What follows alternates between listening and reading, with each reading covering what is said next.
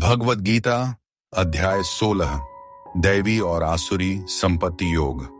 सद्गुण और दुर्गुण के बीच भेद तथा आत्मोन्नति का मार्ग। इस अध्याय में भगवान श्री कृष्ण मनुष्यों के दो प्रकार के स्वभावों दैवी संपत्ति ईश्वरीय गुण और आसुरी संपत्ति राक्षसी गुण का विस्तार से वर्णन करते हैं। वे बताते हैं कि दैवी गुणों वाले व्यक्ति मोक्ष की ओर अग्रसर होते हैं, जबकि आसुरी गुणों वाले व्यक्ति नाश और अधोगति को प्राप्त होते हैं। भगवान श्री कृष्ण यह भी समझाते हैं कि जो व्यक्ति धर्म के मार्ग पर चलता है और शास्त्रों के अनुसार जीवन जीता है, वह सर्वोच्च लक्ष्य मोक्ष को प्राप्त करता है। 1. दैवी गुण सद्गुणों का स्वभाव और प्रभाव। भगवान श्री कृष्ण बताते हैं कि जिनमें दैवी संपत्ति होती है वे शुद्ध और सच्चे हृदय वाले होते हैं।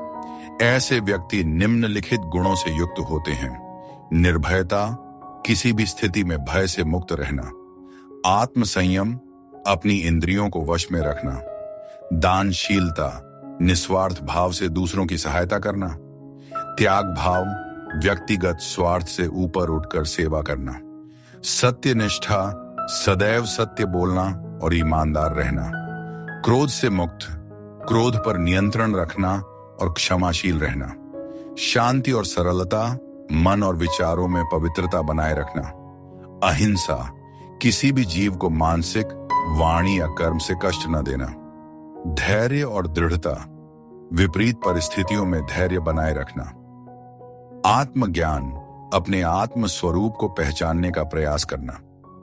ऐसे व्यक्ति न केवल स्वयं का उत्थान करते हैं बल्कि समाज के लिए भी आदर्श बनते हैं। 2 आसुरी गुण, दुर्गुणों का स्वभाव और उनका परिणाम।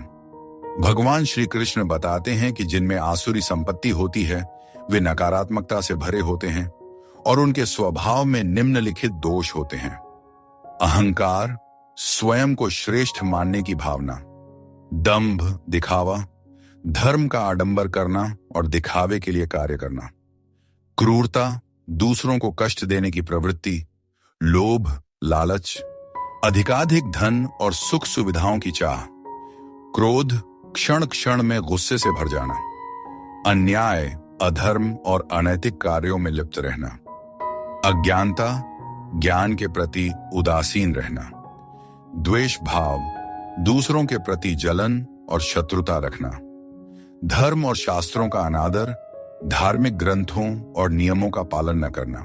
ऐसे व्यक्ति अपनी इच्छाओं और विकारों के अधीन रहते हैं, जिससे वे जन्म मरण के चक्र में फंसे रहते हैं और अंततः अधोगति को प्राप्त होते हैं।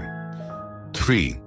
आसुरी स्वभाव वाले लोगों की सोच। भगवान श्री कृष्ण बताते हैं कि आसुरी स्वभाव वाले लोग इस प्रकार सोचते हैं: यह संसार बिना किसी उद्देश्य के बना है, केवल भौतिक सुख ही सत्य है। जो शक्ति में बड़ा है वही श्रेष्ठ है। नैतिकता और धर्म कोई मायने नहीं रखते। संपत्ति और सुख प्राप्त करने के लिए कुछ भी कर सकते हैं, चाहे वह छल, हिंसा या अन्याय ही क्यों ना हो।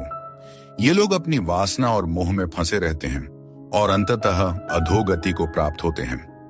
4. भगवान का निष्कर्ष।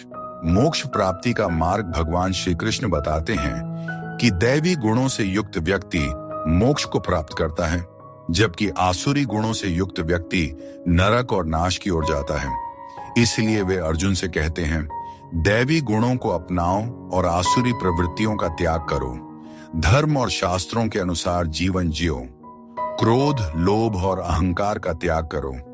परमात्मा की शरण लो और उनकी भक्ति में लीन हो जाओ।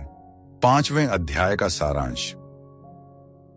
यह संसार 2 प्रकार के व्यक्तियों से बना है: दैवी और आसुरी स्वभाव वाले। दैवी गुणों से मोक्ष प्राप्त होता है, जबकि आसुरी गुणों से अधोगति मिलती है।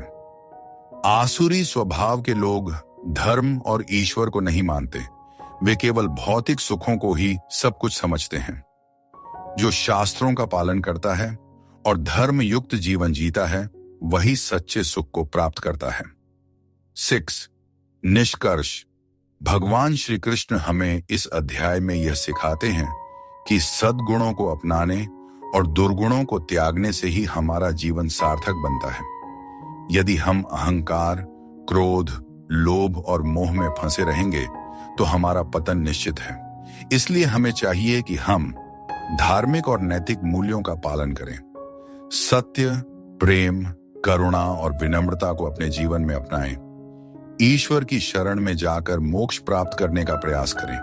अगर आपको यह वीडियो पसंद आया हो तो लाइक करें, कमेंट करें और अपने विचार हमसे साझा करें। अगर आप ऐसे ही और भी धार्मिक और प्रेरणादायक ज्ञान प्राप्त करना चाहते हैं तो चैनल को सब्सक्राइब करें और बेल आइकन दबाएं ताकि कोई भी नया वीडियो आप मिस ना करें। धन्यवाद। जय श्री कृष्ण।